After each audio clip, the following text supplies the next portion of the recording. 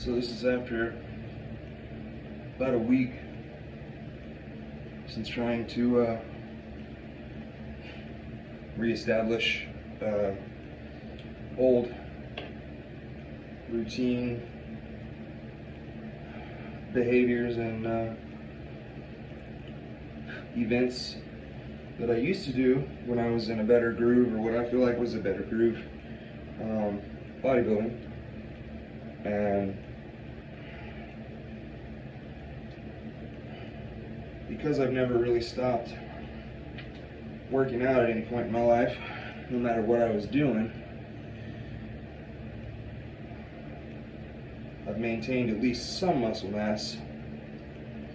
But this first week, with just trying to get more consistent with food, I have very little food. I've been in between jobs, so like literally every resource that I should have, I don't. So it's been kind of good to work on my mental game and just really focus on things that I do have control over and the resources that I do have, and figure out a plan to fix it to make sure that I can in the future have access to those that I need that I don't currently have. So that being said, the meals, the timing has gotten more consistent.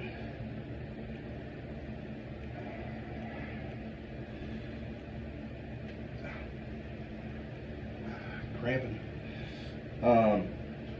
The foods aren't always perfect. It's really more about just getting calories at this point, but that will change. And the supplementation is pretty much non-existent, but I do have some essential aminos, and I do have a pre-workout that I only got because it has some different, or a mushroom complex in it with lion's mane and several other kinds of mushrooms, which I'm researching on more, and I enjoy the effect of not just the psychedelic ones, but the ones for general health. And a lot of them have immune boosting properties, stress reduction properties, which means lowering cortisol, which means more muscle mass, less body fat, and held water. You know, all good things. So I'm trying to focus at this point in my life, being 38, really on total health, complete total body health, not just the physique. And with the physique, you know, the drugs that I do use, the performance enhancing drugs that I do use, I try to keep to an absolute minimum. Luckily I am a low responder, so it doesn't take a whole lot to elicit a response, in other words, and I want to keep it that way. Right now and lately it's just been maintenance at about a milligram of test per pound I weigh. Actually a little bit less. It's been about 150 milligrams a week, and I weigh about 175 pounds right now. I would like to, in the next 6-8 months, get to over 200 pounds and hold it comfortably during the day, throughout the day. Right now I fluctuate roughly 5 pounds, so that's why I say I want to hold it throughout the day. So I have on the way right now a blend of two SARMs, I guess, MK677 and LGD4033. I've never taken the latter. I have taken MK before, and I had good results with that. The only reason I stopped was monetary reasons. Life kind of got off track there for a minute, and supplements were not, you know, complete mandatory necessity that I needed to spend the money on, so it went away. But it's coming back, luckily, and I'm excited about that. And then everything that I hear and read about the LGD4033 is epic, you know, like it does everything: walks the dog, paints the fence, cooks dinner, you know, and still has energy left over. So I'm anxious to see how it works. I'm going to focus on continuing to reestablish better habits and get my routine really dialed in, increase the amount of food that I'm eating, and give the supplements a chance to work. I am going to be using a test base which I'm going to increase to an actual blast level instead of the maintenance that I've been doing. So I'm going to go up to 400 milligrams, test in and tape, and I divide that in 2 injections per week. And I was going to do that nandrolone and an oral winstrol. And the more that I think about it, the more that I research, that is a good cycle.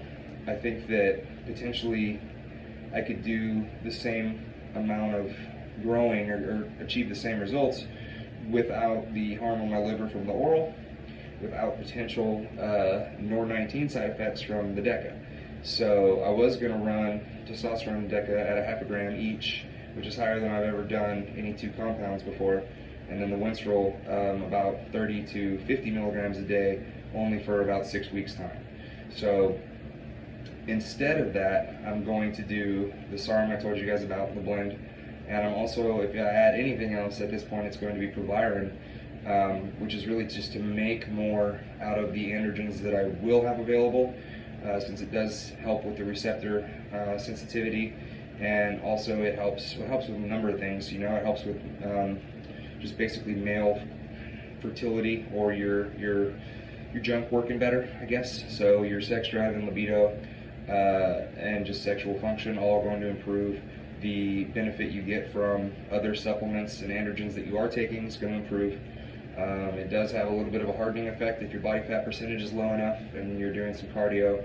So, you know, again, it's one of those things that if you add it in, there's really not a whole lot of downside to it, and it's the only reason that it's not utilized more is simply cost. You know, it is kind of pricey, but you get what you pay for, and I'm investing in my health. So I would rather take fewer things and have to save up a little more than just to take, you know, D-ball, Turinabol, whatever I get my hands on just because I can afford it, you know. So yeah, I'm going to do that. I am really curious about growth hormone, and I would like to implement that on a very low dose scale. When I say very low dose, like 2 to 4 IUs, probably 2 to start, for financial and just health reasons, right? Like, I don't want to have to necessarily need to take insulin right away. I want to give it some time, learn the ins and outs of how it affects my body, really establish what I want to do with it, make sure that I'm making good decisions before I start adding more supplements, and serious supplements at that, in my repertoire. I have used insulin before. I know that it's an incredible aid as far as recovery goes, in utilizing the nutrients that you do have available to you. So that's what it would be for, and also to offset the effect that higher levels of growth hormone can have on your natural production of insulin. However, that usually doesn't happen until you're over, I don't know, 6-ish IUs from what I read, what I hear. But every body is different, and I don't know how I'll respond. I've always done well with MK and the few peptides that I've tried, as far as feeling like they're working at increasing my natural growth hormone pulse.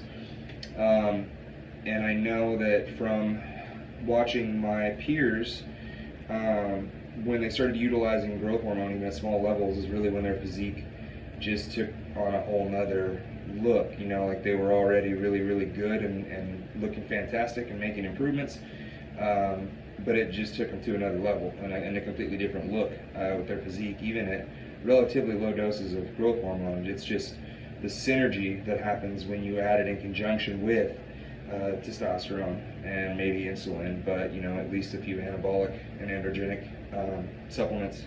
So they all work synergistically, and I'm trying to learn more to take fewer things, but have the things that I take complement each other. So, you know, if I were going to be taking a small amount of growth hormone to start with, I would want to take either DECA, norandrolone decanonate, or believe it or not, a small amount of trenbolone, because of the increase in IGF-1 that those two things specifically can cause, right? So I know that growth hormone, IGF-1, and insulin, they all have a synergistic relationship, yet they're all protagonist-antagonist type elements. So there's a lot that I don't understand to that, obviously.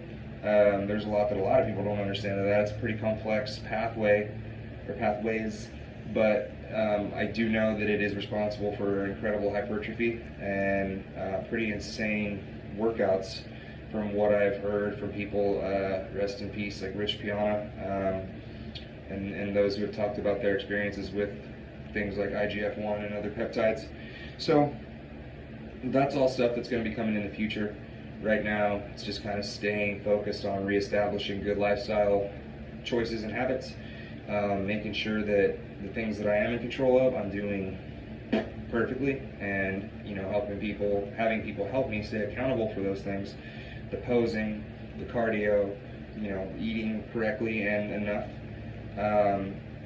and then just making sure that I'm very specific and focused on each of my workouts and my training as a whole, because if you're not doing it with specific intent, you're spinning your wheels. This is not a hobby or a sport that you really want to pursue just for shits and giggles. You definitely want a business plan, and it doesn't have to be something fancy. Like they say, it's not necessarily your business plan, it's how you go about handling your business.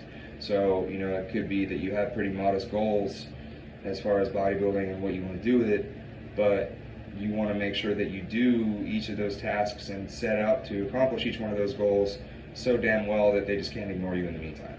By they, I mean judges and people in the industry and in the sport. I'm under no illusion that I'm ever going to be Mr. Olympia. I only need to beat the person that I'm talking to, myself. So as long as I'm continuing to grow and improve for myself and be better than I was yesterday in some way, then all gravy, man. That's the direction I want to go in life and in the sport. So there's a lot of room for improvements, and I'm grateful for that. That's job security. That's something that's gonna make me excited to get up tomorrow. So I'm going to make another video that kind of entails, I guess, what I'm doing in terms of goals and timeline and where I'm starting from, because I want people out there to see that no matter how far down the scale you've gone or how bad things seem sometimes, you can always still stay focused on the long-term goal that you have for yourself and make small improvements to get there, even if the situation at hand is nowhere near what you want it to be. It's a Ryan Caraballo song, one of my favorite lyrics. You can't really, something to the effect of, stop looking for a great situation to come your way and just pull greatness out of every situation that you find yourself in.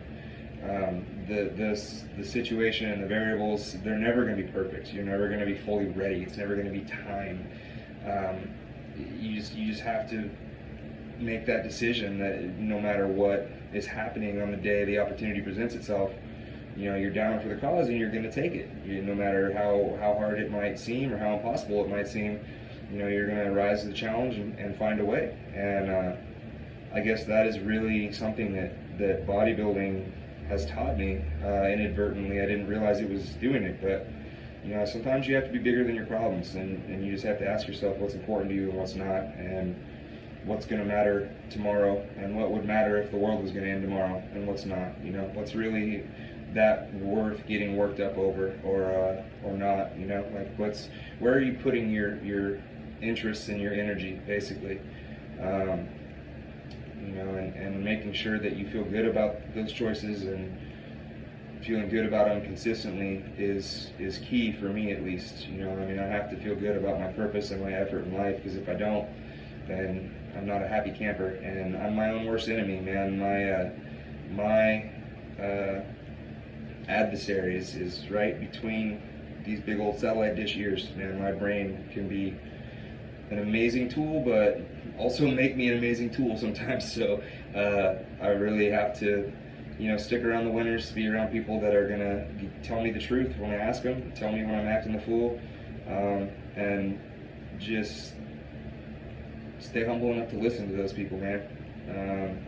So I hope that, watching this, you guys got something out of this. This is Adam Coleman at the Human Performance Project. I didn't say that at the beginning. This is kind of an interjection video. I will have some more topic-oriented videos on the channel, both short and longer in length. But thank you guys for watching. If you haven't already done so, please click like and subscribe, and please interact with me either through comments on this page or Instagram, Facebook, where you can find me under my name, Adam Coleman. So again, thanks for watching. Stay swell, stay swole, be a good human, and I will see you guys on the flip side.